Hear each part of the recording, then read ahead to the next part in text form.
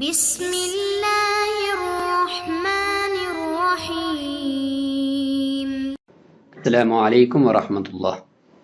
طلبہ، سبق نمبر 85 میں باب صلاۃ المریض انشاءاللہ آج مکمل ہوگا،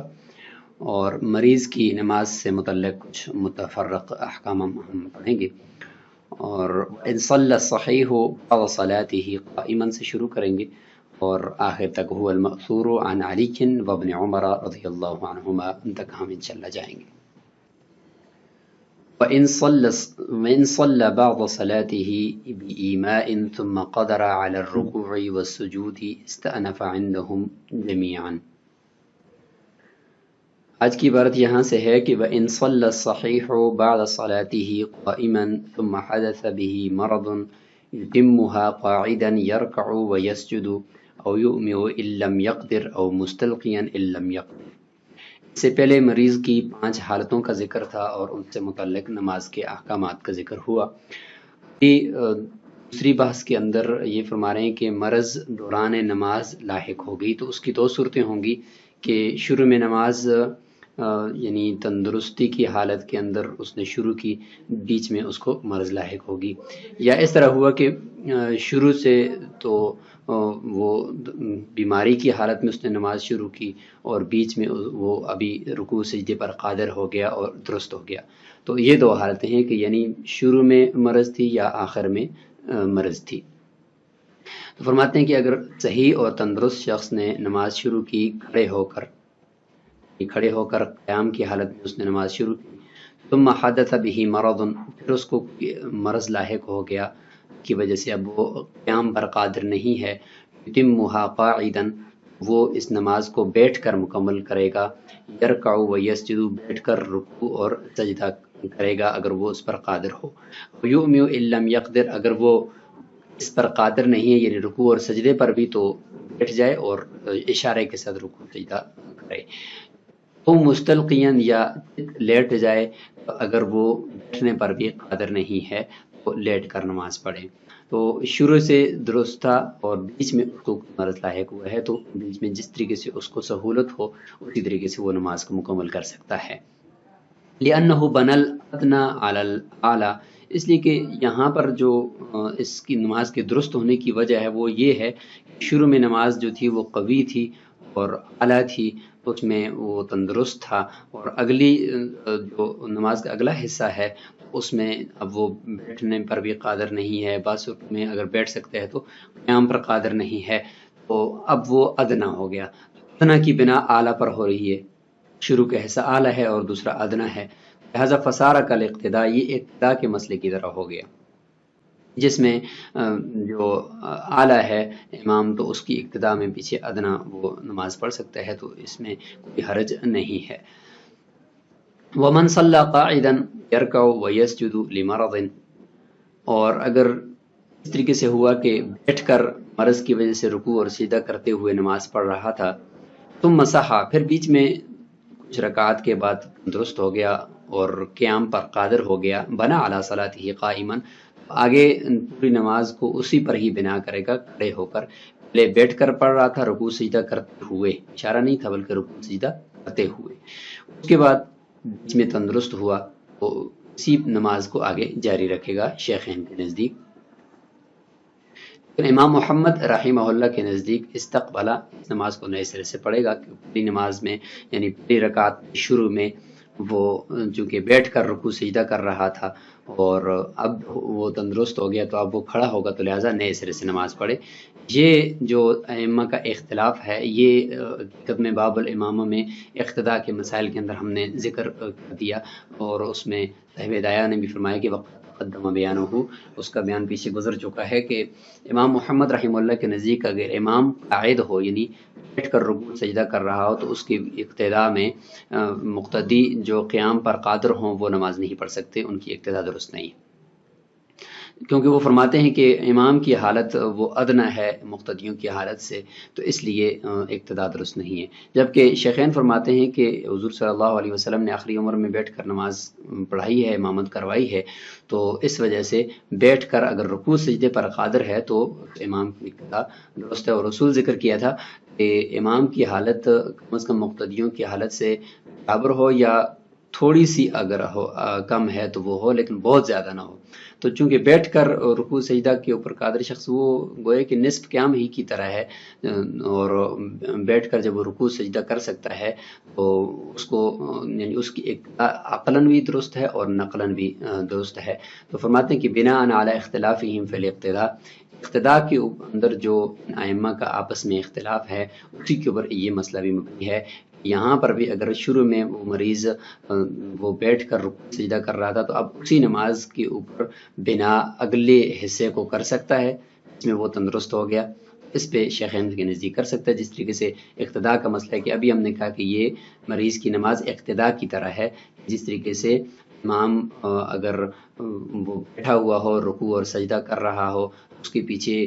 کھڑے ہوئے مقتدیوں کی اقتداء میں نماز یعنی اقتداء کرنا درست ہے، تو اسی طریقے سے یہاں پر بھی پہلے والے حصے کے اوپر اس کا بنا کرنا درست ہے۔ یہ ہے نماز پڑھانے سے متعلق رسول اللہ صلی اللہ علیہ وسلم کی روایت جو بیٹھ کر انہوں نے پڑھائی ہے کہ کان یصلی جالسا فیقرأ وهو جالس فاذا بقي من قراءته، اس میں بھی پتہ چلا کہ بیٹھ کر وہ قرات کرتے تھے شروع میں، اور پھر جب آخر میں رکوع کرنے کا موقع ہوتا تو کھڑے ہوتے اور اس کے بعد رکوع اور سجدہ فرماتے۔ تو یہاں پہ دیکھیں اگرچہ نوافل سے متعلق ہے، بغیر عذر کے بھی بیٹھ رہے ہیں، تو اس سے پتہ چلا کہ فرائض میں اگر عذر ہو تو پھر بیٹھنے کی گنجائش ہوگی۔ اس طریقے سے جو حضرت ابوبکر صدیق رضی اللہ تعالیٰ عنہ جو نماز پڑھا رہے تھے اتنے میں حضور صلی اللہ علیہ وسلم تشریف لائے اور حضور صلی اللہ علیہ وسلم آگے چلے گئے مصلی پر اور وہ بیٹھ کے، اور حضور صلی اللہ علیہ وسلم کے پیچھے حضرت ابوبکر صدیق رضی اللہ عنہ اور ان سے پیچھے پھر سارے صحابہ نماز پڑھ رہے تھے۔ تو یہ روایت کئی مرتبہ پیچھے گزر چکی ہے۔ اس میں ایک تیسری صورت ہے، اس کا ذکر فرما رہے ہیں کہ اگر وہ مریض اپنی بعض نماز یعنی شروع میں نماز کا کچھ حصہ اشارے کے ساتھ پڑھا ہے، رکوع اور سجدہ بھی نہیں کر سکتا تھا، قیام بھی نہیں کر سکتا تھا، رکوع اور سجدے کے لیے بھی وہ اشارہ کر رہا تھا، ثم قدر علی الرکوع والسجود، پھر نماز کے دوران رکوع سجدے پر قادر ہو گیا، استأنف عندهم جمیعا، اس میں تمام ائمہ کے نزدیک اتفاق نئے سرے سے اس نماز کو پڑھے گا۔ جو اس کی بھی یہی ہے کہ لأنه لا يجوز اقتداء الراکع بالمؤمن، لہذا کیونکہ رکوع کرنے والے کا اقتداء کرنا اس امام کے پیچھے جو اشارے کے ساتھ رکوع سجدہ کر رہا ہے درست نہیں ہے، درست نہیں ہے فقد البنا، اس طریقے سے بنا بھی درست نہیں، چونکہ اس صورت میں امام کی حالت بہت ہی زیادہ ادنا ہے مقتدی کی حالت سے، تو جب وہ اقتداء درست نہیں ہے تو یہ مسئلہ بھی چونکہ اقتداء کی طرح ہے تو نماز کا شروع کا حصہ چونکہ اشارے کے ساتھ پڑھا لہذا اس کے اوپر بقیہ حصے کو بنا کرنا بھی درست نہیں ہوگا۔ ومن افتتح التطوع قائما ثم اعیا، کسی نے نوافل کو کھڑے ہو کر شروع کیا پھر وہ تھک گیا، یہ تیسری بحث یہاں سے شروع ہو گئی ہے کہ مرض تو نہیں ہے لیکن مرض کی طرح کی صورتحال ہے نمازی کے ساتھ، تھکاوٹ ہے، اس کو ایک عذر ہے جس کی وجہ سے وہ بیٹھ کر نماز پڑھنا چاہتا ہے یا ٹیک لگا کر، فرماتے ہیں لا باس بان یتوکا علی عصا، کوئی حرج نہیں ہے کہ وہ ٹیک لگائے اپنے عصا کے اوپر یا دیوار کے ساتھ یا یقعد بیٹھ جائے۔ امام ابو حنیفہ رحمہ اللہ کے نزدیک ہے یہ، لأن هذا عذر، اس لیے کہ یہ عذر کی وجہ سے ہے، تو عذر ہے تو پھر اس طریقے سے کرنا اس کے لیے بغیر کراہت کے درست ہے۔ ان کان الاتکاء بغیر عذر، اگر یہ اتکاء یعنی ٹیک لگانا بغیر عذر کے ہو، اس میں امام ابو حنیفہ رحمہ اللہ کے نزدیک ایک قول تو یہ ہے کہ مکروہ ہے بغیر عذر کے ٹیک لگانا، کیونکہ لأنہ اساءۃ فی الادب، کیونکہ اس میں بے ادبی کا شائبہ ہے۔ وقیل، اور ایک روایت امام ابو حنیفہ رحمہ اللہ کے نزدیک ٹیک لگانے سے متعلق یہ ہے کہ لا یکرہ عند ابی حنیفہ رحمہ اللہ، بغیر عذر کے ٹیک لگانا مکروہ نہیں ہے۔ پھر اس کی دے رہے ہیں کہ لأنہ لو قعد عنده بغیر عذر، اس لیے کہ اگر بغیر عذر کے شروع سے ہی نماز اگر بیٹھ کر پڑھتا ہے یا بعد میں بیٹھ جاتا ہے تو امام ابو حنیفہ رحمہ اللہ کے نزدیک مکروہ نہیں ہے، بغیر عذر کے بیٹھتا ہے تو یجوز، نماز جائز ہے، اگرچہ اگلے قول کے اندر یعنی اگلے متن میں تو یہ بھی فرمایا کہ بغیر عذر کے بیٹھنا امام ابو حنیفہ رحمہ اللہ کے نزدیک مکروہ ہے، لیکن یہاں پہ فرماتے ہیں کہ بغیر عذر کے اگر بیٹھ کر نماز پڑھتا ہے امام ابو حنیفہ رحمہ اللہ کے نزدیک جائز ہے، یعنی جائز تو ہے اگرچہ کراہت کے ساتھ، اگلے ذکر یعنی قول میں اس کا کراہت کا ذکر بھی آ گیا۔ فرماتے ہیں فقدا لا یکرہ الاتکا، جب نماز جائز ہے بیٹھ کر غیر عذر کے پڑھنا، تو اتکا یعنی ٹیک لگانے میں تو بیٹھنا تو نہیں پایا جاتا نا، تو صرف کھڑا ہی ہے لیکن دیوار کے ساتھ سہارا لیا ہوا ہے، تو پھر وہ مکروہ نہیں ہونا چاہیے۔ لیکن ظاہر ہے کہ یہ ان میں سے ایک دوسرے کو مستلزم تو نہیں ہے، بیٹھ کر نماز پڑھنا بغیر عذر کے، چونکہ وہ زیادہ بڑا فعل ہے، بغیر عذر کے قیام کو اس نے ترک کر دیا، تو وہ تو مکروہ بغیر عذر کے ہونا چاہیے جس طریقے سے یہاں متن کے اندر ہے۔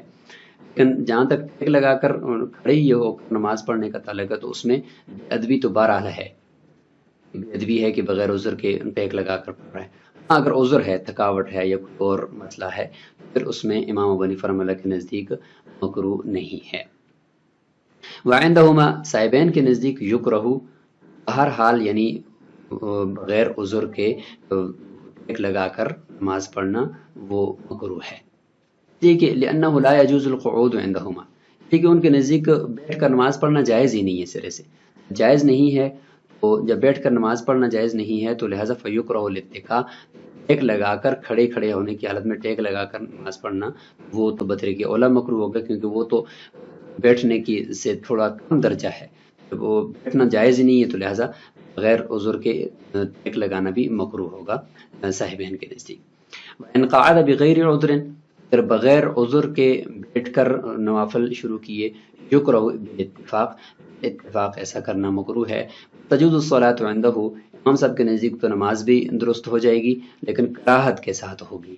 لا تجوز عندہما، صاحبین کے نزدیک تو سرے سے نوافل ہوں گے ہی نہیں، جائز ہی نہیں ہے اس کے لیے بغیر عذر بیٹھنا۔ یہاں پر عبارت کے اندر کچھ تسامح ہے، یہ ہے کہ صاحبین کے نزدیک تو نوافل ہوتے ہی نہیں ہیں، یہاں پہ مکروہ کیوں کہا بالاتفاق؟ یعنی عدم جواز کو کراہت کے ساتھ متصف نہیں کرنا چاہیے، تو یہاں پہ کراہت کے ساتھ متصف کیا ہوا ہے، تو لہٰذا بہرحال صاحبین کے نزدیک تو سرے سے نوافل ہی نہیں ہوں گے، امام صاحب کے نزدیک کراہت کے ساتھ ہو جائیں گے اور ثواب کے اندر کمی ہو جائے گی۔ تو خلاصہ یہ کہ امام صاحب کے نزدیک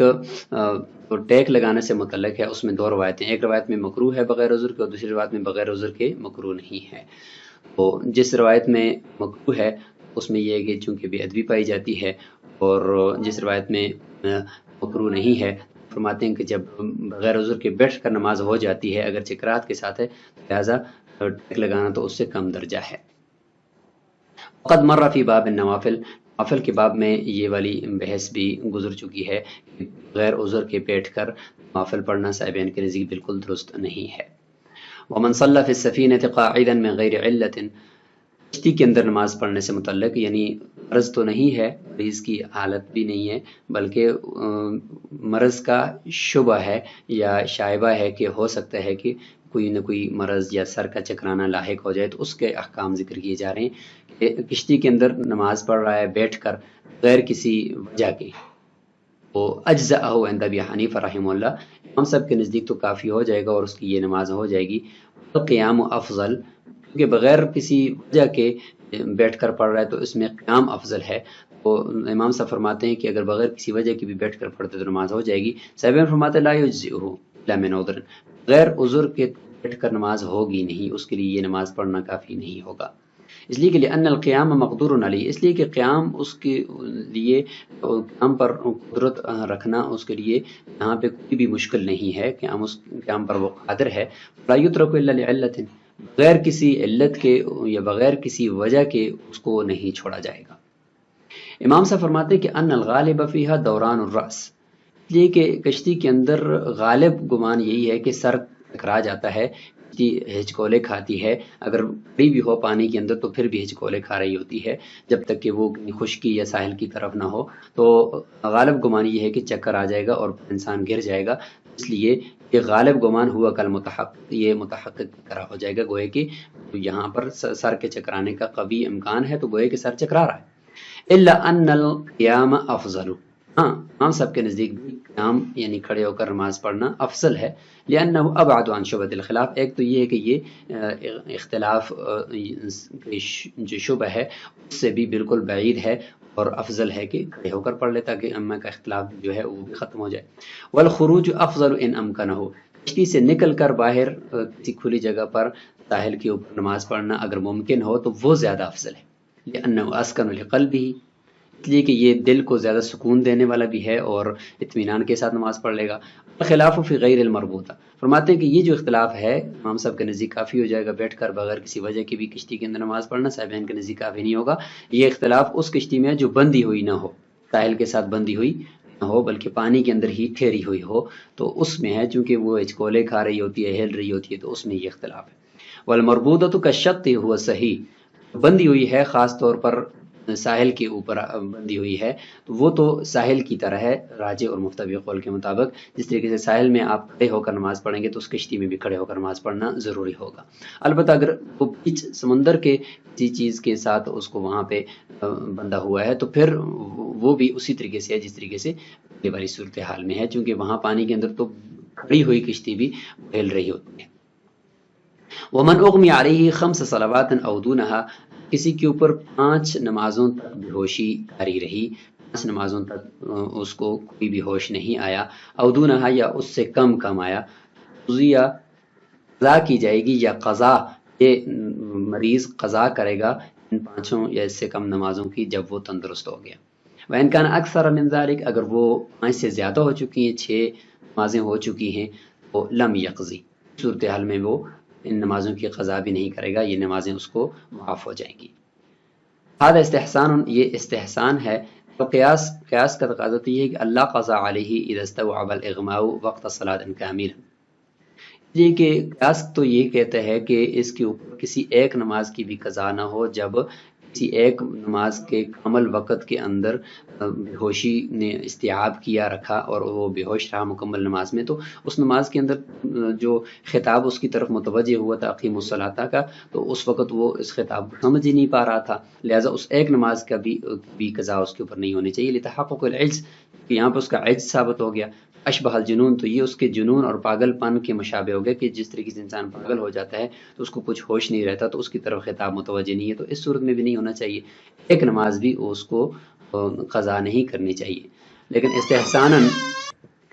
استحساناً یہاں پہ 5 نمازیں یا اس سے کم نمازیں ہیں تو اس کی قضا کا حکم دیا گیا، اور 5 سے زیادہ 6 ہو جائیں تو پھر ان کی ساقط کر دیا گیا۔ ان المدت اذا طالت کثرت الفوائد، جب بے ہوشی کی مدت وہ بڑھ جائے گی، لمبی ہو جائے گی، تو پھر فوت شدہ نمازیں بھی زیادہ ہو جائیں گی، تو فیتحرج فی الادا، تو پھر ادائیگی کے اندر حرج لازم آئے گا، بہت زیادہ ہو جائیں گی۔ اذا قصرت قلت، جب کم ہوگی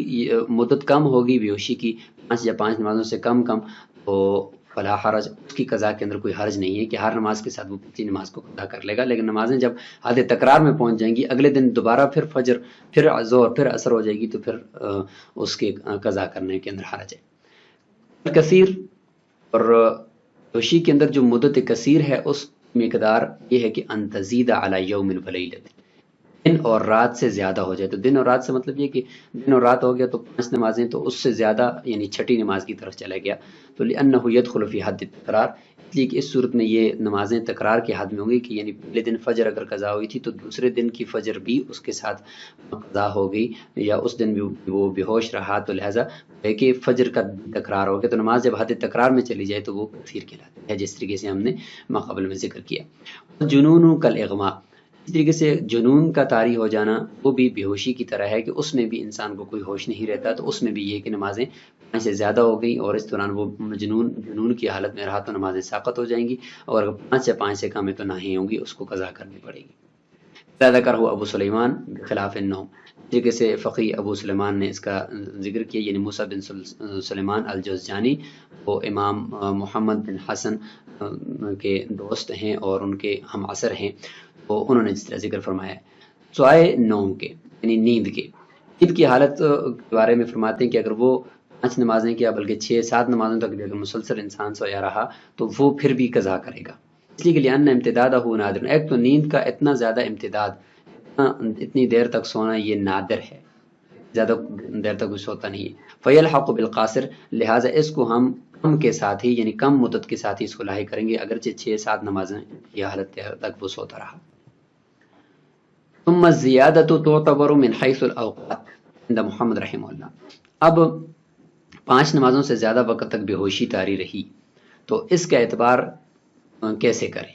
اوقات کے اعتبار سے کریں، یعنی نمازوں کے وقت کے اعتبار سے، کہ یہ نمازوں کا وقت مکمل ہو جائے تو ہم یہ کہیں گے کہ اب یہ نمازیں ساقط ہو گئی، یا گھنٹوں کا اعتبار کریں، ایک دن اور ایک رات سے زیادہ یعنی 24 گھنٹوں سے زیادہ گھنٹوں کا اعتبار کریں یا نمازوں کے اوقات کے اعتبار کریں، تو امام محمد رحمہ اللہ فرماتے ہیں کہ نمازوں کے اوقات کے اعتبار کیا جائے گا کہ ایک ظہر کی نماز یعنی ایک دفعہ زوال سے پہلے اس کو بے ہوشی طاری ہوئی تو ظہر کی نماز کا وقت آیا، وہ ختم ہو گیا، پھر عصر، مغرب، عشاء اور اگلے دن فجر، یہ 5 نمازیں ہو گئیں، اور اس کے بعد پھر جو ظہر آئی تو اگلے دن کی ظہر کی نماز کا وقت بھی ختم ہوا اور وہ جا کر 4 بجے مثلا ختم ہوتا ہے، سپہر 4 بجے، تو یہ 4 بجے سے اس کے اوپر سے نمازیں ابھی ساقط ہو جائیں گی کیونکہ 6 نمازوں کا وقت مکمل ہو چکا۔ نمازوں کے اوقات کے اعتبار سے اعتبار کیا جائے گا کہ نمازیں 6 ہوگی، لأن تکرار یتحقق بھی، اس لیے کہ اسی اوقات کے اعتبار کرنے سے ہی تکرار نمازوں کا متحقق ہوگا کہ اگلے دن کی ظہر کی نماز دوبارہ پھر قضا ہو گئی ہے اور اس کا وقت نکل گیا ہے۔ صاحبین یعنی شیخین فرماتے ہیں من حیث الساعات، گھنٹوں کے اعتبار کریں گے کہ ایک دن اور ایک رات یہ 24 گھنٹے بنتے ہیں، لہٰذا اگر کسی کو پہلے دن 9 بجے بے ہوشی طاری ہوئی تو اگلے دن 9 بجے تک اگر اس کو ہوش آ گیا تو نمازوں کی قضا کرے گا، اگر اگلے دن 9 بجے کی بجائے 10 بجے ہوش آ گیا تو گوئے کہ یہ جو ایک دن اور ایک رات سے زیادہ ہو گیا ہے، تو لہٰذا اگرچہ نمازیں بیچ میں 5 ہی ہوں پھر بھی ہم یہ کہیں گے کہ یہ اس سے یہ نمازیں ساقط ہو گئی ہیں۔ المأثور عن علی ابن عمر رضی اللہ عنہم، یہی منقول ہے حضرت علی رضی اللہ تعالیٰ عنہ سے اور حضرت عبداللہ بن عمر رضی اللہ تعالیٰ عنہ سے۔ منقول ہے یعنی استحسان کی یہ صورت منقول ہے، یہ منقول نہیں ہے کہ من حیث الاوقات من حیث الساعات، یہ اختلاف نہیں، بلکہ یہ مذکور ہے کہ جب مدت زیادہ ہو جائے، نمازیں 6 ہو جائیں تو پھر وہ نمازیں معاف ہو جائیں گی، اگر 5 یا اس سے کم ہیں تو نمازیں معاف نہیں ہوں گی۔ بہرحال یہاں پہ جو اختلاف ہے اس میں راجح قول امام محمد رحمہ اللہ کا ہے کہ جب 6 نمازوں کا 6ٹھی نماز کا وقت نکل جائے،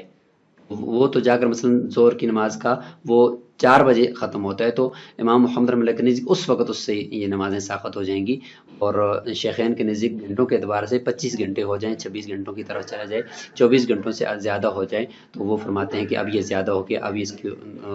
اس نمازوں کی قضا نہیں کرنی۔ تو اس میں راجح قول اور مفتبی قول امام محمد رحمہ اللہ کا ہے۔ یہ حضرت ابراہیم فقی کا قول ہے کہ وہ فرماتے ہیں ہوش شخص کے بارے میں کہ اذا اغمی علیہ یوما ولیلۃ عاد واذا كان اکثر من ذلك لم يعد، اگر ایک دن اور ایک رات تک بے ہوشی طاری رہی تو نمازوں کا اعادہ کرے گا، اگر اس سے زیادہ ہو گیا تو پھر اعادہ نہیں کرے گا۔ سفیان ثوری رحمہ اللہ کا قول ہے کہ یقضی النائم والسکران الصلاۃ ولا یقضی المریض، سویا ہوا جو شخص ہوگا وہ نمازوں کی قضا کرے گا، اور اس طریقے سے نشے کی حالت والا بھی، لیکن مریض اگر اس کی نمازیں اس کو استطاعت نہیں ہے، وہ یعنی مریض یہاں سے مراد ہم یہ کہہ سکتے ہیں کہ جس کو کسی بیماری کی وجہ سے بے ہوشی لاحق ہوگی اور اس کی نمازیں جو ہے وہ 5 سے زیادہ ہو گئی۔ اس طریقے سے حضرت عبداللہ بن عمر رضی اللہ عنہ کی جو روایت ہے کہ ان کے اوپر بے ہوشی طاری ہو گئی، فذهب عقله فلم يقض الصلاۃ، لیکن انہوں نے نمازوں کی قضا نہیں کی۔ قال مالک ذلك ان الوقت قد ذهب واما من افاق وهو في وقت فانه يصلي، یعنی جب انہوں نے قضا نہیں کی اس کا مطلب یہ کہ ان کو جو بے ہوشی طاری ہوئی ہے وہ ایک دن اور ایک رات سے زیادہ ہوئی ہے، اس لیے انہوں نے اس کی قضا نہیں کی۔ تو اسی کے ساتھ باب صلاۃ المریض اپنے اختتام کو پہنچا، اور انشاءاللہ اگلے سبق میں ہم باب سجدۃ التلاوہ کو شروع کریں گے۔ السلام علیکم ورحمۃ اللہ وبرکاتہ۔